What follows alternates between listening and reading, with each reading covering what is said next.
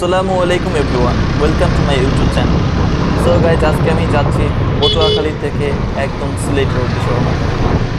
আর এই ব্লগের মাঝখানে আমি একটা কথা বলে রাখি যে আমি আজকে এই ফার্স্ট প্রায় 500 কিলোমিটার মতো রাইড করতে যাচ্ছি একটানা। দেখা যাক কী অবস্থা হয় আমাদের। সামনে একটা একটা ফ্রেন্ড আছে, ও মাত্র 1 বছর হয়েছে বাইক চালানো শিখছে। দেন চলেন আমাদের সাথে। গাইজ, আমরা আছি এখন পটুয়াখালী ব্রিজের উপরে। এখান থেকে রওনা করে আমরা একদম যাবো বরিশালে। সো দেখা হচ্ছে বরিশালে। জনগণ মাত্র নাস্তা শেষ করলাম। নাস্তা শেষ করে এখন এই বরিশাল নতুল্লাবাদ এলাকায় আছি। এখান থেকে বের হয়ে দেন আমরা চলে যাবো মাওয়াঘাটে। মাওয়াঘাট মনে হয় 5টা পর্যন্ত খোলা থাকে, এর আগে আমি পৌঁছে যাবো।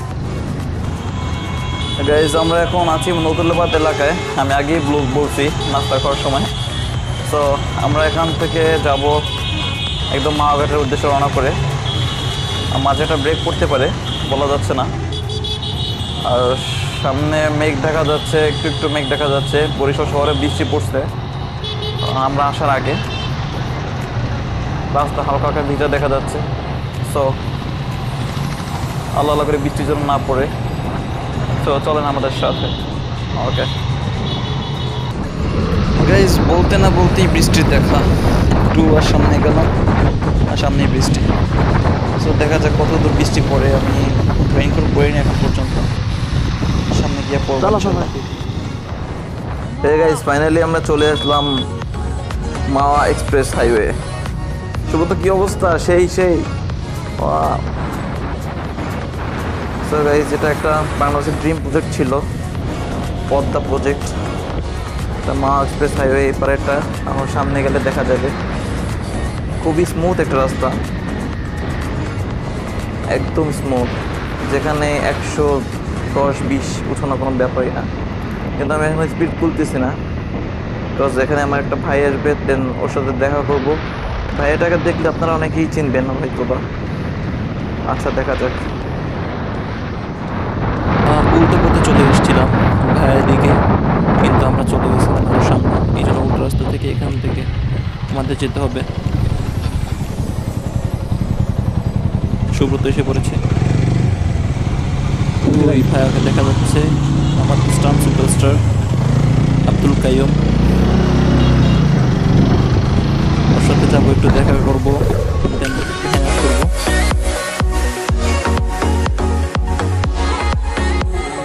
মাত্র আইসা মাওয়া ফেরিঘাট পৌঁছাইছি, আর ফেরি আনলোড হচ্ছে। তারপর আমরা উঠবো। একটা ট্রাক আছে বাকি শুধুমাত্র। অনেকগুলো বাইক মনে হচ্ছে, ফেরি বাইকই ভরে যাবে। আচ্ছা, দেখা যাক। গাইজ, দেখতেই পাচ্ছেন কি একটা অবস্থা, যে ফেরি আমাদের যেতেই দিচ্ছে না। মানে চেম্বাই চ্যানেলের ভিতর দিয়ে যেতেই দিচ্ছে না, এত পরিমাণ স্রোত। আর পিছনে সামনে যত ফেরি ছিল ওদেরকেও পাঠিয়ে দিচ্ছে অলরেডি। ওই ফেরি দেখা যাচ্ছে, ওরাও যাইতে পারে নাই। ওরা এক পাশে নোংর করে আছে। মনে হয় আমরাও যেতে পারবো না, আমাদের ব্রেক করতে হবে।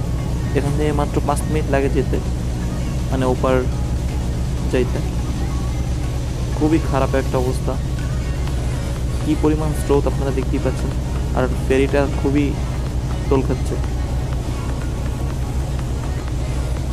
খুবই স্রোত, খুবই। পদ্মার ভয়াবহ অবস্থা,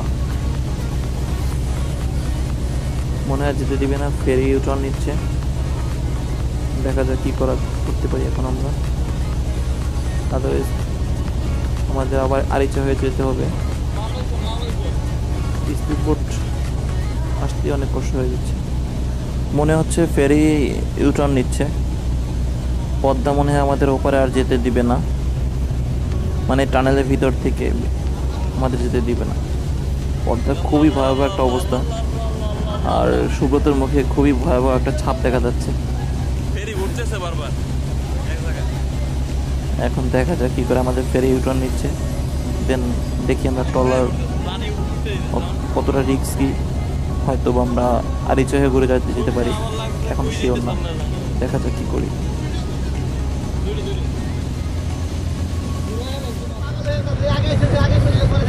গাইস খুবই খারাপ একটা অবস্থা। ফেরি যাইতে যাইতে গিয়েও গেল না, অবশ্যই উঠলাম খুবই রিক্সি ভাবে, খুবই রিক্স।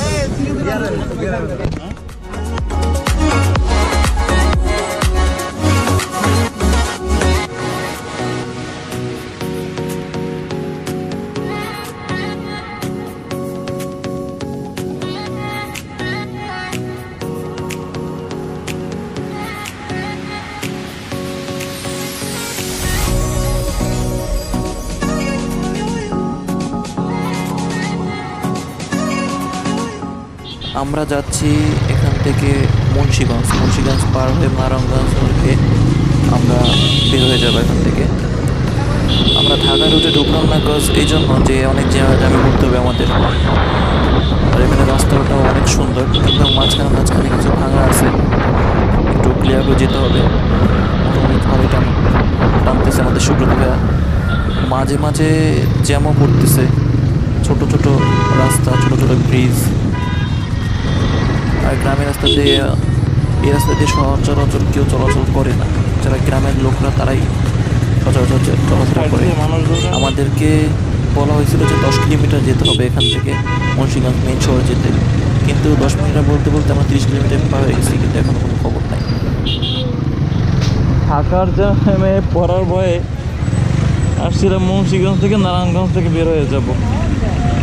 এখন এই নারায়ণগঞ্জে অবস্থা খুবই বেহাল সময়, তো দেখতেই পাচ্ছেন কি অবস্থা, একটা মাঝখানে আছি।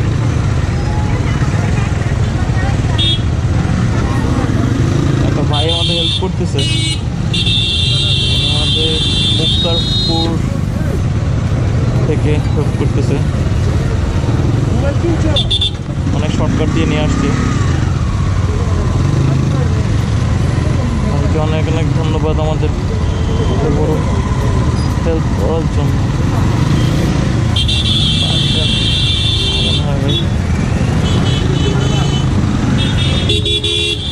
টান্না ভাই,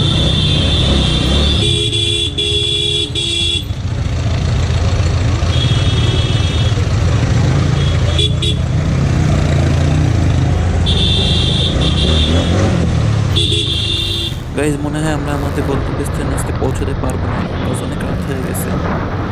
দেখি সামনে একটা আমি আছি এখন কাঁচপুর ব্রিজের উপরে, দেখি কত দূর যাইতে পারি।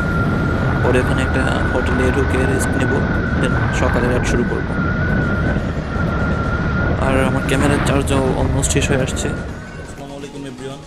আজকে আমাদের যাওয়ার মূল প্ল্যান ছিল আপনার লিকলি হাওড়ের দিকে, কিন্তু আনফর্চুনেটলি আমরা যাইতে পারি না। গতকালকে আমরা একটা হোটেলে স্টে করছি, আর অনেক টায়ার্ড হয়ে গেছিলাম, যেহেতু অনেক দূর আমাদের মুন্সিগঞ্জ হয়ে মুন্সিগঞ্জ হয়ে নারায়ণগঞ্জ ওদিকে এলাকাটা হয়ে আমাদের আসতে হয়েছে। ঢাকায় হয়ে আসলে হয়তো বা আরও জ্যামে পড়তাম, কিন্তু নারায়ণগঞ্জ আমাদের ছাড় দেয়নি। আর রাতে এত কথা উল্টো হয়ে পড়ছিলাম যে ভিডিও করার মতো কোনো স্কোপ ছিল না, তাই ফার্স্ট ব্লগে এইটাই দিয়ে দিলাম। তো আমরা আজকে যাচ্ছি জাফলংয়ের উদ্দেশ্যে রওনা করে। এখন আমরা নামবো, এখন বাজে মেবি 9টা, উঠতে অনেক লেট হয়ে গেছে। আর নামবো, নিচে নেমে নাস্তা করবো, নাস্তা করে দেন স্টার্ট। Thank you.